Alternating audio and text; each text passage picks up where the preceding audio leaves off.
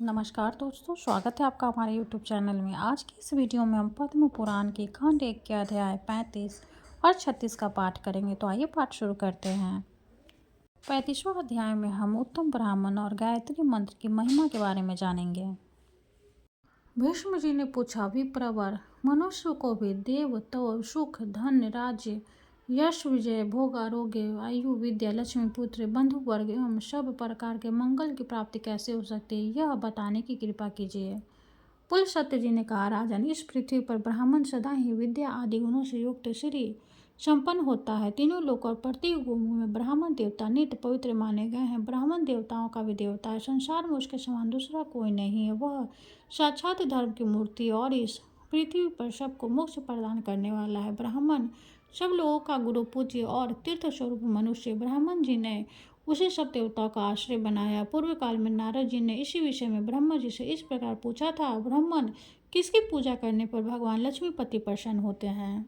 ब्रह्मा जी बोले, जिस पर ब्राह्मण प्रसन्न होते हैं उस पर भगवान श्री विष्णु भी प्रसन्न हो जाते हैं। अतः ब्राह्मण की सेवा करने वाला मनुष्य पर ब्रह्म परमात्मा को प्राप्त होता है। ब्राह्मण के शरीर में सदा श्री विष्णु का निवास होता है। जो दान मानव सेवा आदि के द्वारा प्रतिदिन ब्राह्मण की पूजा करता है, उसके द्वारा मानो शास्त्रीय विधि के अनुसार उत्तम दक्षिणा से युक्त 100 यज्ञों का अनुष्ठान हो जाता है। जिसके घर पर आया हुआ विद्वान ब्राह्मण निराश नहीं लौटता, उसके संपूर्ण पाप का नाश हो जाता तथा वह अक्षय किशोर को प्राप्त होता। पवित्र देश काल में सुपात्र ब्राह्मण को जो धन दान किया जाता है उसे अच्छा जानना चाहिए। वह जन्म जन्मांतरों में भी फल देता है।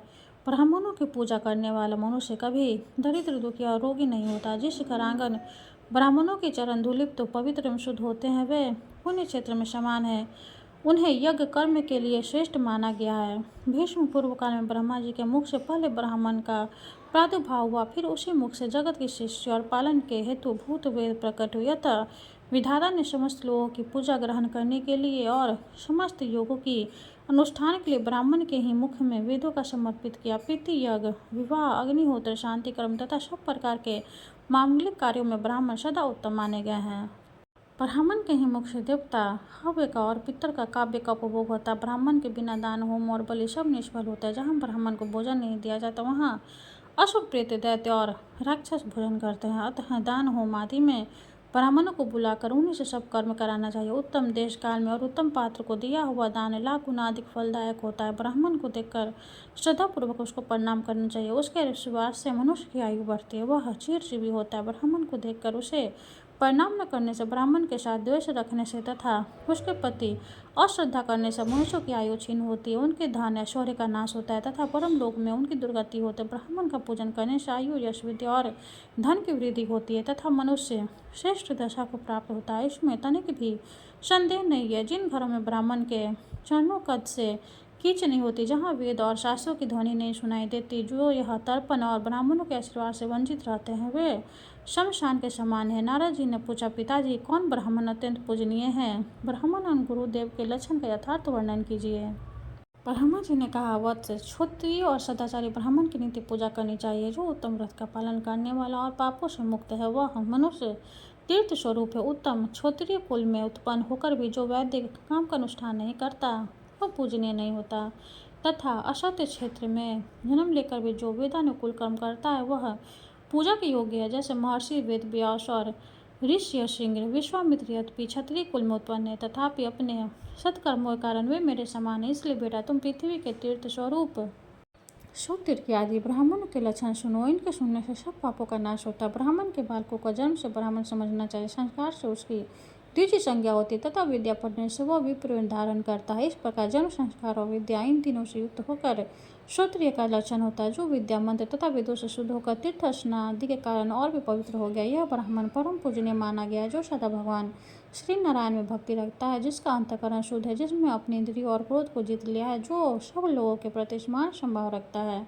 जिसके हृदय में गुरु देवता और अतिथि के प्रति भक्ति है, जो पिता माता की सेवा में लगा रहता है, जिसका मन पराई स्त्री में कभी सुख अनुभव नहीं करता, जो सदा पुण्यों की कथा कहता और धार्मिक उपाख्यान ज्ञान को प्रसाद करता है, उस ब्राह्मण के दर्शन से प्रतिदिन अश्वमेघ आदि यज्ञ का फल प्राप्त होता है। जो प्रतिदिन स्नान, ब्राह्मणों का पूजन तथा नाना प्रकार के व्रतों का अनुष्ठान करने से पवित्र हो गया तथा जो गंगा जी के जल का सेवन करता है, उसके साथ वार्तालाप करने से उत्तम गति की प्राप्ति होती है। जो शत्रु और मित्र दोनों के प्रति दया भाव रखता है, सब लोगों के साथ क्षमता का बर्ताव रखता है, दूसरे का धन जंगल में पड़ा हुआ तिनका भी नहीं चुराता, काम और क्रोध आदि दोषों से मुक्त है, जो इंद्रियों के वश में नहीं होता, यजुर्वेद और वर्णित चतुर्वेदमय शुद्ध तथा 24 अक्षरों से युक्त त्रिपथा गायत्री का प्रतिदिन जप करता है तथा उसके भेदों को जानता है, वह ब्रह्म पद को प्राप्त करता है। नारद जी ने पूछा, पिताजी गायत्री का क्या लक्षण है, उसके प्रत्येक अक्षर में कौन सा गुण है तथा उसकी कुछ चरण और गोत्र का क्या निर्णय है, इस बात को स्पष्ट रूप से बताइए।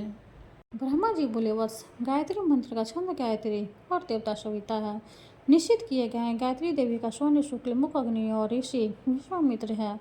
ब्रह्मा जी उनके मस्तक से स्थानीय, उनके शिखा रुद्र और हृदय श्री विष्णु है, उनका उपनयन कर्म से विनियोग होता है। गायत्री देवी संख्यान गोत्र में उत्पन्न हुए, तीनों लोग उनके 3 चरण है, पृथ्वी उनके उदर में स्थित है, पैर से लेकर मस्तक तक शरीर के 24 स्थानों में गायत्री के 24 अक्षरों का न्याय करके द्विज ब्रह्मलोक को प्राप्त होता है तथा प्रत्येक अक्षर के देवता का ज्ञान प्राप्त करने से विष्णु का सायुज्य मिलता है। अब मैं गायत्री का दूसरा निश्चित लक्षण बतलाता हुआ 18 अक्षरों का यजुर मंत्र है। अग्नि शब्दों से उसका आरंभ होता है और स्वाहा से आहाकार पर उसकी समाप्ति। जल में खड़ा होकर इस मंत्र का 100 बार जप करना चाहिए, इससे करोड़ों पातक और उपपातक नष्ट हो जाते तथा जाप करने वाले पुरुष ब्रह्म हत्या आदि पापों से मुक्त होकर मेरे लोक को प्राप्त होते। यह मंत्र इस प्रकार है, ओम अग्ने वार्ग्य पुंसी वर्जुदेन जुष्टा सोम पीब स्वाहा। इस प्रकार विष्णु मंत्र, माहेश्वर महामंत्र, देवी मंत्र, सूर्य मंत्र, गणेश मंत्र तथा अन्य देवताओं के मंत्रों का जप करने से भी मनुष्य पाप रहित होकर उत्तम गति पाता है। जिस किसी कुल में उत्पन्न हुआ ब्राह्मण भी यदि जप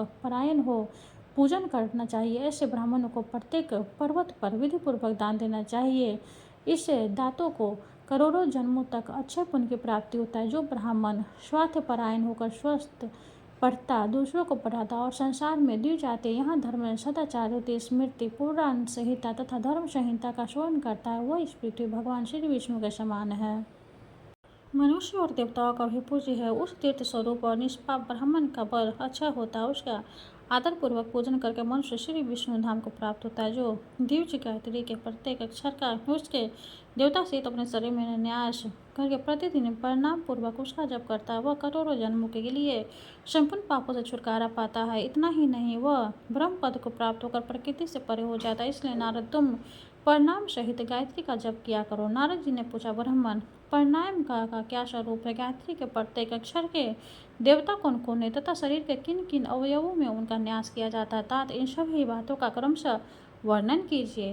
ब्रह्मा जी बोले, प्रत्येक देहधारी के गुद्दों देश में अपनापन और हृदय में प्राण रहता है, इसलिए गुद्दों को संकुचित करके पूरक क्रिया के द्वारा अपना वायु के साथ संयुक्त करे। तत्पश्चात वायु को रोका, कुंभ के द्विज को 3 प्राणायाम करके गायत्री का जप करना उचित है। इस प्रकार जो जप करता है उसके महापातकों की राशि भस्म हो जाती है तथा दूसरे पातक भी एक ही बार के मंत्रोच्चारण से नष्ट हो जाते हैं। जो प्रत्येक वर्ण के देवता का ज्ञान प्राप्त करके अपने शरीर में उसका न्यास करता है, वह ब्रह्म भाव से प्राप्त होता है। उसे मिलने वाले फल का वर्णन नहीं किया जा सकता। बेटा, प्रत्येक अक्षर के जो देवता उसका वर्णन करता हूँ, सुनो। प्रथम अक्षर के देवता अग्नि, दूसरे के वायु, तीसरे के सूर्य, चौथे के वियत यानी आकाश, 5वें के यमराज, 6ठे के वरुण, 7वें के बृहस्पति, 8वें के प्रयजन, 9वें के इंद्र, 10वें गंधर्व, 11वें के पुष्प, 12वें के मित्र, 13वें के त्वष्टा, 14वें के वसु, 15वें के मरुदंग, 16वें के सोम, 17वें के अंगिरा, 18वें के विश्वदेव, 19वें के अश्विनी कुमार, 20वें के प्रजापति, 21वें के संपूर्ण देवता, 22वें के रुद्र, 23वें ब्रह्मा और 24वें के श्री विष्णु है। इस प्रकार 24 अक्षरों के 24 देवता माने गए हैं। गायत्री मंत्र के इस देवताओं का ज्ञान प्राप्त कर लेने पर संपूर्ण वाणी के विषय का बोध हो जाता है। जो इन्हें जानता है वो सब पापों से होकर ब्रह्म पद को प्राप्त होता है। विज्ञ पुरुष को चाहिए कि अपने शरीर से पैर से लेकर सिर तक 24 स्थान में पहले गायत्री के अक्षरों का न्याय करे। तत् का पैरों के अंगूठे में, श का गुप्त गुठे में, वी का दोनों पिंडलियों में, तू का घुटनों में, व रे का जांघों में, रे का गुद्दों, नह का अंडकोशों में, मम का कटी भागों में, भ का नाभिन मंडलों में, ग्रह का उदर में, दे का दोनों स्तनों में, व का हृदय में, श का दोनों हाथों में, धी का मुंह में, म का तालू में, ही का नासिका के अग्रभाग में, धी का दोनों नेत्रों में, यो का दोनों भवों में, यो का ललाट में, नह का मुख में पूर्व भाग में, प्र का दक्षिण भाग में, चौ का पश्चिम भाग में, द का मुख के उत्तर भाग में न्यास करे। फिर याता का मस्तक में न्यास करके 100 रुपये 100 रुपये से स्थित हो जाए। धर्मात्मा पुरुष इन अक्षरों का न्यास करके ब्रह्मा विष्णु और शिव का स्वरूप होता है। वह महायोगी और महाज्ञानी होकर परम शांति को प्राप्त होता है। नारद, अब संध्या काल के लिए एक और न्याय बतलाता हूँ, उसका भी यथार्थ वर्णन सुनो। ओम भू इसका हृदय में न्याय करके ओम भुवः का सिर में ऋण न्यास करे, फिर ओम स्वः का शिखा में, ओम तस्य वितुर्वण्यम का समस्त शरीर में, ओम भर्गो देवस्य धीमहि इसका नेत्रों में, तथा ओम धियो यो न प्रचोदयाय का दोनों हाथों में न्यास करे। तत्पश्चात ओम आपो ज्योति रसोमित्र ब्रह्म भूर्भुवः स्वरोम का उच्चारण करके जल स्पर्श मात्र करने से द्विज पाप से शुद्ध होकर श्री हरि को प्राप्त होता है।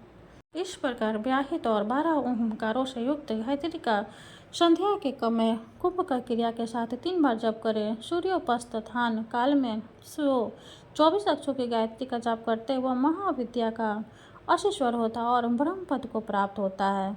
व्याहत इतिहास सहित इस गायत्री का पुनः न्यास करना चाहिए। ऐसा करने से द्विज सब पापों से मुक्त होकर श्री विष्णु के संयुज को प्राप्त होता है। न्यास विधि यह है, ओम भू पादभ्याम का उच्चारण करके दोनों चरणों का स्पर्श करें। इसी प्रकार ओम भू जानू भयाम कहकर दोनों घुटनों का, ओम शिव कट्याम बोलकर कटी भाग का, ओम म नाभि का उच्चारण करके नाभि स्थान का, ओम जन हृदय कहकर हृदय का, ओम तप करो बोलकर दोनों हाथों का, ओम सत्य ललाटे का उच्चारण करके ललाट का, तथा गायत्री मंत्र का पाठ करके शिखा का स्पर्श करना चाहिए। सब बीजों से युक्त इस गायत्री को जानता है वह मानो चारों वेद का, योग का तथा तीनों प्रकार के जप का ज्ञान रखता है। जो इस गायत्री को नहीं जानता वह शूद्र के भी अधम माना जाता है। उस अपवित्र ब्राह्मण को पितरों के निमित्त कि वह पावन श्राद्ध का दान नहीं देना चाहिए, उसे कोई भी तीर्थ स्नान का फल नहीं देना चाहिए। उसका किया हुआ समस्त शुभ कर्म निष्फल हो जाता है। उसकी विद्या धन संपत्ति उत्तम जन्म द्विजत्व तथा जिस पुण्य के कारण उसे श्रेय सब कुछ मिला है वो भी व्यर्थ हो जाता है। ठीक उसी तरह जैसे कोई पवित्र पुरुष किसी गंदे स्थान में पड़ जाने के काम से लेने योग्य नहीं रह जाता। मैंने पूर्व काल में चारों वेद और गायत्री की तुलना की थी। उस समय चारों वेदों की अपेक्षा गायत्री ही गुरु तत्व सिद्ध हुई, क्योंकि गायत्री मोक्ष देने वाली मानी गई। गायत्री 10 बार जप करने से वर्तमान जन्म के 100 बार जप करने से पिछले जन्म के तथा 1000 बार जप करने से 3 युगों के पाप नष्ट कर देती है। जो सवेरे और शाम को रुद्राक्ष की माला का गायत्री का जप करता है वह निसंदेह चारों वेदों का फल प्राप्त करता है। जो दिवस 1 वर्ष तक तीनों समय गायत्री का जप करता है उसे करोड़ों जन्मों के उपार्जित पाप नष्ट हो जाते हैं। गायत्री के उच्चारण मात्र से पाप राशि से छुटकारा मिल जाता है, मनुष्य शुद्ध हो जाता है। तथा जो द्विज श्रेष्ठ प्रतिदिन गायत्री का जप करता है उसे स्वर्ग और मोक्ष दोनों प्राप्त होते हैं। जो नित्यपति वासुदेव मंत्र का जप और भगवान श्री विष्णु के चरणों में प्राण करता है वह मोक्ष का अधिकारी हो जाता है। जिसके मुख में भगवान वासुदेव के स्रोत और उनकी उत्तम कथा रहती है उसके शरीर में पाप का लेश मात्र भी नहीं रहता। वेद शास्त्रों का अवगाहन करके उनके विचार में संलग्न रहने से गंगा स्नान के समान फल होता है। लोक में धार्मिक ग्रंथों का पाठ करने वाले मनुष्य को करोड़ों यज्ञों का फल मिलता है। नारद मुझसे ब्राह्मणों के गुणों का पूरा वर्णन करने की शक्ति नहीं है। ब्राह्मण के सिवा दूसरा कौन देहधारी है जो विश्व स्वरूप हो।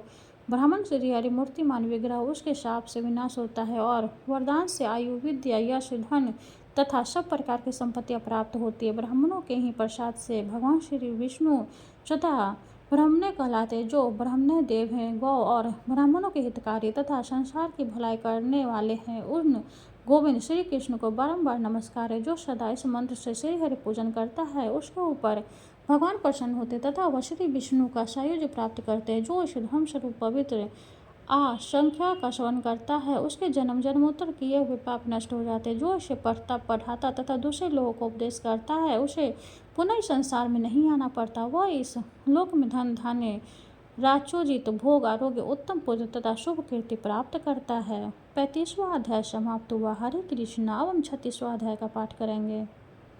36वां अध्याय में हम अधम ब्राह्मणों का वर्णन, पतित विप्रकिरी कथा और गरुड़ जी का चरित्र के बारे में जानेंगे। नारद जी ने कहा, देवेश्वर आपकी कृपा से मुझे परम पवित्र उत्तम ब्राह्मण का परिचय तो मिल गया। अब जिस प्रकार मैं कर्म से अधम ब्राह्मण को भी पहचान सकूं वो बात बताइए।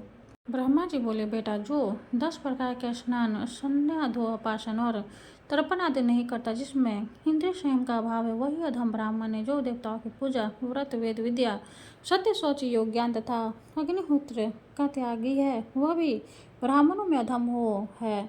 महर्षियों ने ब्राह्मणों के लिए 5 स्नान बताए हैं, आग्नेय वरुण ब्राह्म वाव्य और दिव्य। संपूर्ण शरीर में भस्म लगाना। आग्नेय स्नान जल से जो स्नान किया जाता है उसे वरुण स्नान कहते हैं।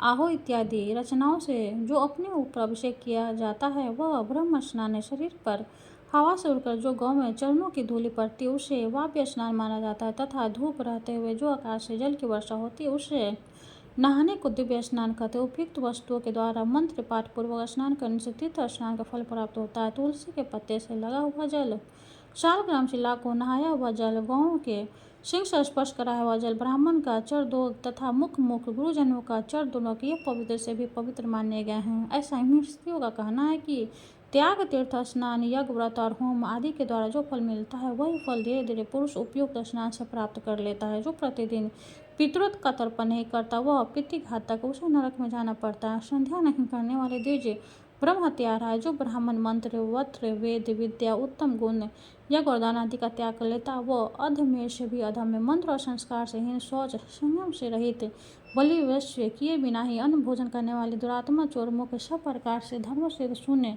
कुमार्गामी, श्राद्ध आदि कर्म न करने वाला, गुरु सेवा से दूर रहने वाला, मंत्र ज्ञान से वंचित तथा धार्मिक मर्यादा भंग करने वाले सभी ब्राह्मण अधम से भी अधम है। उन दुष्टों से बात भी नहीं करनी चाहिए, वे सब के सब नरकगामी होते हैं। उनका आचरण दूषित होता है तो वे अपवित्र और अपूजनीय होते। जो द्विज तलवार से जीविता चलाते, दास वृत्ति स्वीकार करते, बैलों को सवारी में जोतते, बढ़ई का काम करके जीवन निर्वाह करते हैं, ऋण देकर ब्याज लेते हैं, बालिका और वेश्याओं के साथ अभिचार करते हैं, डांडुओं के आश्रम में रहते हैं, दूसरों के उपकार को नहीं मानते और गुरु की हत्या करते हुए सब अधर्म माने गए हैं। इसके सिवा दूसरे भी जो आचारहीन, पाखंडी, धर्म की निंदा करने वाले तथा भिन्न भिन्न देवताओं पर दोषारोपण करने वाले वे सभी द्विज ब्राह्मण द्रोही हैं। नारद, अधर्म होने पर भी ब्राह्मण का कभी वध नहीं करना चाहिए क्योंकि उसको मारने से मनुष्य को ब्रह्म हत्या का पाप लगता है।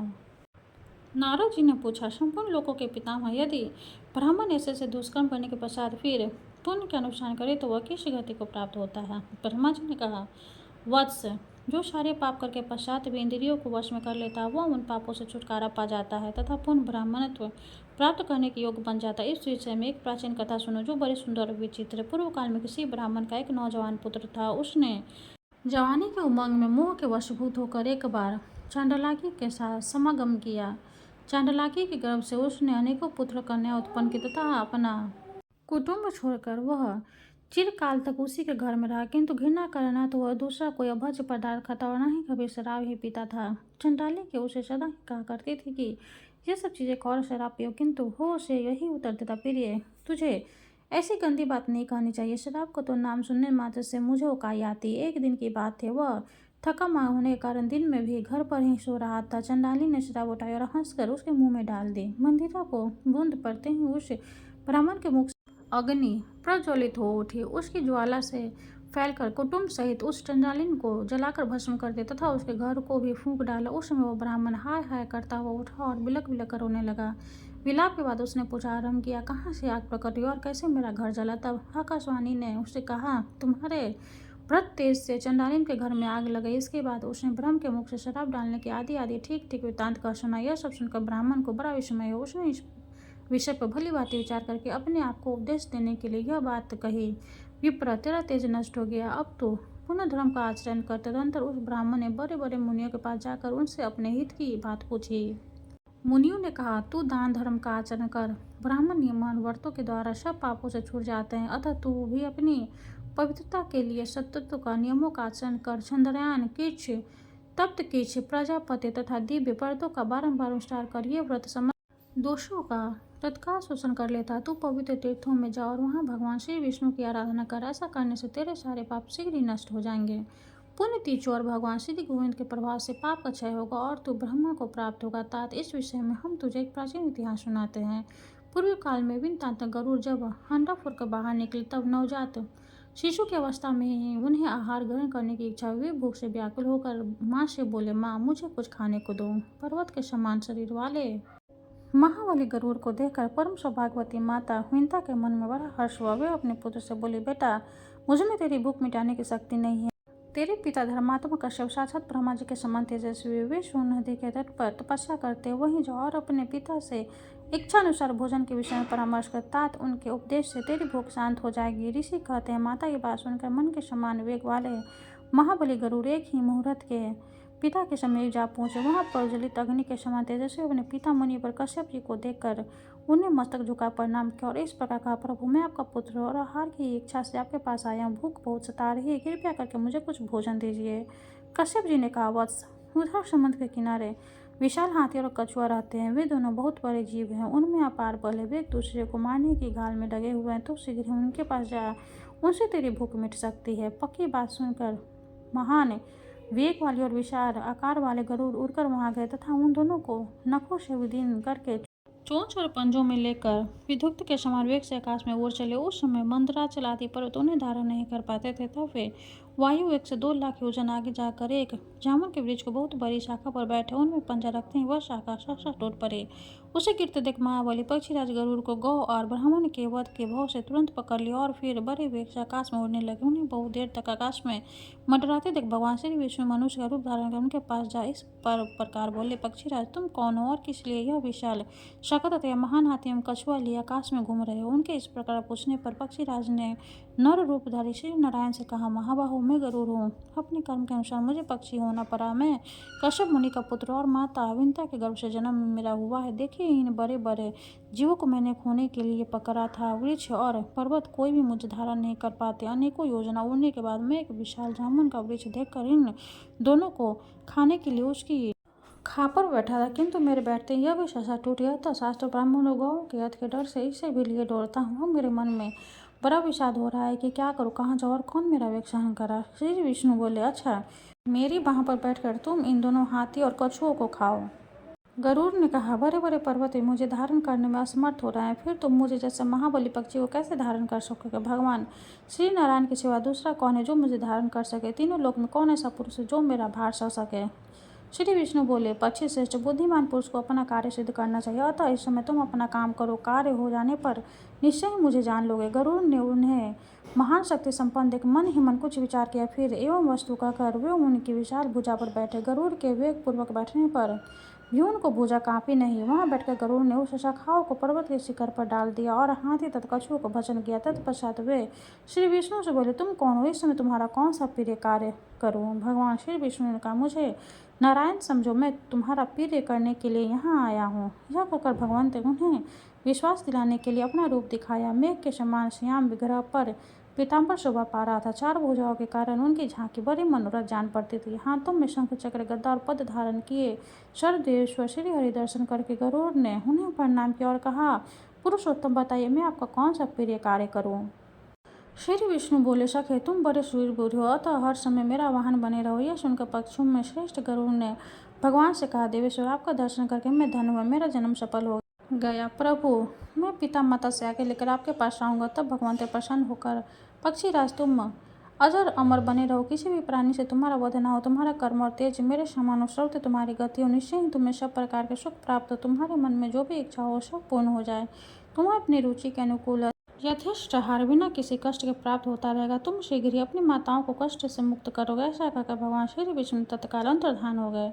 गरुड़ ने भी अपने पिता के पास जाकर सारा वृत्तांत कह सुनाया। गरुड़ का वृत्तांत सुनकर उनके पिता महर्षि कश्यप मन ही मन बहुत प्रसन्न हुए और अपने पुत्र से इस प्रकार बोले, खग श्रेष्ठ, मैं धन हूँ, तुम्हारे कल्याणमयी माता भी धन्य है। माता की कोख तथा यह कुल जिससे तुम्हारे जैसा पुत्र उत्पन्न हुआ सभी धन्य। जिसके कुल में वैष्णव पुत्र उत्पन्न होता है वह धन्य। वह वैष्णव पुत्र पुरुष के श्रेष्ठ तथा अपने कुल का उद्धार करके श्री विष्णु का सजय प्राप्त करता है। जो प्रतिदिन श्री विष्णु की पूजा करता है, श्री विष्णु का ध्यान करता है, उन्हीं के यश को गाता, सदा उन्होंने मंत्रों को जपता, श्री विष्णु के ही सूक्त का पाठ करता है, उनका प्रसाद पाता और एकादशी के दिन उपवास करता है, वह सब पाप क्षय हो जाने के निसंदेह मुक्त हो जाता है। जिसके हृदय में सदा ही श्री गोविंद विराजते हैं वह नरश्रेष्ठ विष्णु लोक में प्रतिष्ठित होता है। जल में पवित्र, स्थान में उत्तर पथ पर, गौ में, ब्राह्मण में, स्वर्ग में, ब्रह्मा जी के भवन में तथा पवित्र पुरुष के घर में सदा ही भगवान श्री विष्णु विराजमान रहता है। इन सब स्थानों में जो भगवान का जप और चिंतन करता है वह अपने पुण्य के द्वारा पुरुषों में श्रेष्ठ होता है और सब पाप का क्षय होता है।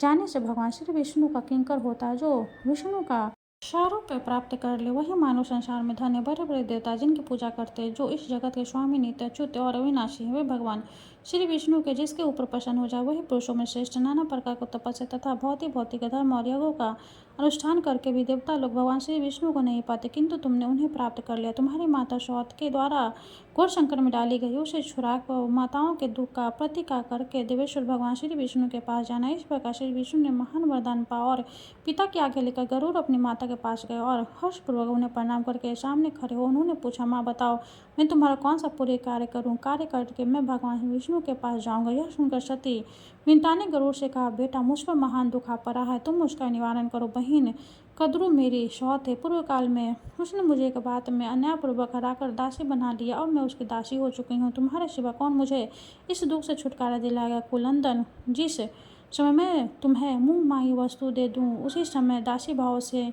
मेरी मुक्ति हो सकती है। गरुड़ ने कहा, माँ, शीघ्र ही उसके पास जाकर पूछो वो क्या चाहती है, मैं तुम्हारे कष्ट का निवारण करूंगा। तब दुखिनी विंध्या ने क्रोध से कहा, कल्याणी, तुम अपनी अभीष्ट वस्तु बताओ जिसे देखकर मैं इस कष्ट से छुटकारा पा सकूं। यह सुनकर उसे दुष्टा ने कहा, मुझे अमृत ला दो। उसकी बात सुनकर विंध्या धीरे धीरे लौटी और बेटे से दुखी होकर बोली, तात, वह तो अमृत मांग रही है, अब तुम क्या करोगे? गरुड़ ने कहा, माँ, तुम उदास न हो, मैं अमृत ले आऊंगा। यूं कहकर मन के समान वेगवान पक्षी गरुड़ सागर से जल के आकाश मार्ग से चले। उनके पंखों की हवा से बहुत सी धूल भी उसके साथ साथ उड़ती उड़ती वह धूल राशि उनका साथ न छोड़ सकी। गंतव्य स्थान पर पहुंचकर गरुड़ ने अपनी चोंच में रखे हुए जल से वहां के अग्निमय प्रकार को बुझा दिया तथा अमृत की रक्षा के लिए वह देवता नियुक्त थे। उनकी आंखों में पूर्वोक्त धूल भर गई, जिससे वे गरुड़ जी को देख नहीं पाते थे। बलवान गरुड़ ने रक्षकों को मार गिराया और अमृत लेकर वे वहां से चल दिए। पक्षी को अमृत लेकर आते देख ऐरावत पर चढ़े हुए इंद्र ने कहा, ओहो, पक्षी का रूप धारण करने वाले तुम कौन हो जो बलपूर्वक अमृत को लिए जाते हो? संपूर्ण देवताओं को अप्रिय करके यहाँ से जीवित कैसे जा सकते हो? गरुड़ ने कहा, देवराज, मैं तुम्हारा अमृत लिए जाता हूँ, तुम अपना पराक्रम दिखाओ। यह सुनकर महाबाहु इंद्र ने गरुड़ पर तीखे बाणों की वर्षा आरंभ कर दी, मानो मेरु गिरी के शिखर पर मेघ जल की धाराएं बरसा रही हो। गरुड़ ने अपने वज्र के समान 3 नखों से ऐरावत हाथी को विदीर्ण कर डाला तथा मालती सहित रथ और चक्कू कहानी पहुंचाकर अग्रगामी देवताओं को भी घायल कर दिया। तब इंद्र ने कुपित होकर उनके ऊपर वज्र का प्रहार किया। वज्र की चोट खाकर भी महान पक्षी गरुड़ विचलित नहीं हुए, बड़े वेग से भूतल की ओर चले।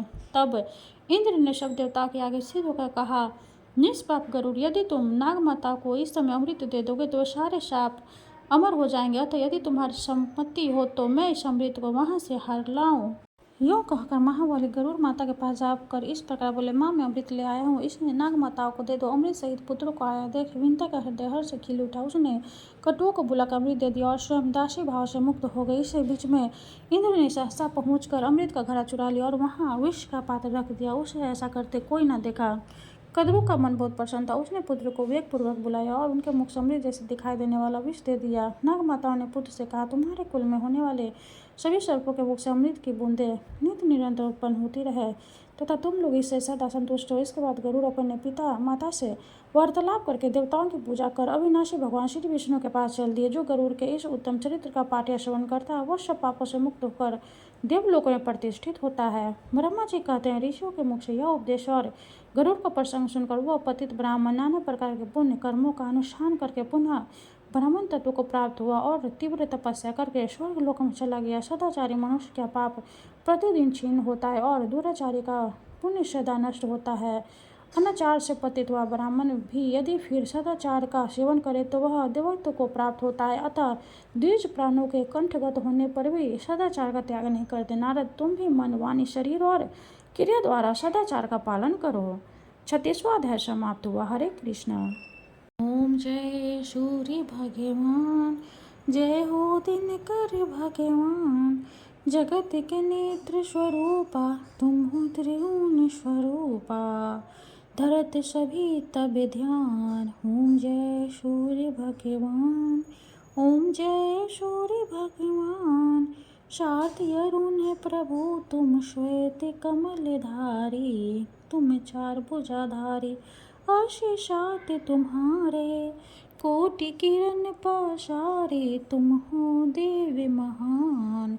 ओम जय सूर्य भगवान, ओम जय सूर्य भगवान, उषा काल में जब तुम उदया चले आते, सब तब दर्शन पाते, फैलाते उजियारा, जागता तब जग सारा, कर सब तब गुणगान।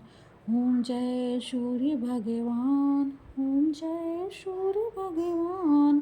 संध्या में भुवनेश्वर अस्ताचल जाते, गोधन तब घर आते गोधूलि बेला में। हर घर हर आंगन में हो तब महिमा गान। ओम जय सूर्य भगवान। ओम जय सूर्य भगवान। देव दनुज नर नारी ऋषि मुनिवर भजते, आदित्य हृदय जपते श्रुति मंगलकारी। इसकी है रचना न्यारी दे नव जीवन दान। ओम जय सूर्य भगवान। ओम जय सूर्य भगवान। तुम हो त्रिकाल रचयिता, तुम जग के आधार। महिमा तब अपरंपार, प्राणों का सिंचन करके भक्त को अपने देते बल बुद्धि और ज्ञान। ओम जय सूर्य भगवान। ओम जय सूर्य भगवान। भूचर जलचर खेचर सबके हो प्राण तुम्हें, सभी जीवों के प्राण तुम्हें। वेद पुराण बखाने, धर्म सभी तुम्हें माने, तुम ही सर्वशक्तिमान। ओम जय सूर्य भगवान। ओम जय सूर्य भगवान। पूजन करती दिशाए, पूजे दशरथ के पाल।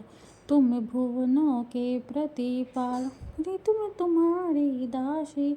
तुम शाश्वत अविनाशी, शुभकारी अंशुमान। ओम जय सूर्य भगवान। ओम जय सूर्य भगवान। जय हो दिनकर भगवान। जगत के नेत्र स्वरूपा, तुम हो त्रिगुण स्वरूपा। धरत सभी तक ध्यान। ओम जय सूर्य भगवान। ओम जय सूर्य भगवान। सूर्य भगवान की जय हो। वीडियो अगर अच्छी लगे तो लाइक करते, चैनल को सब्सक्राइब करते। धन्यवाद।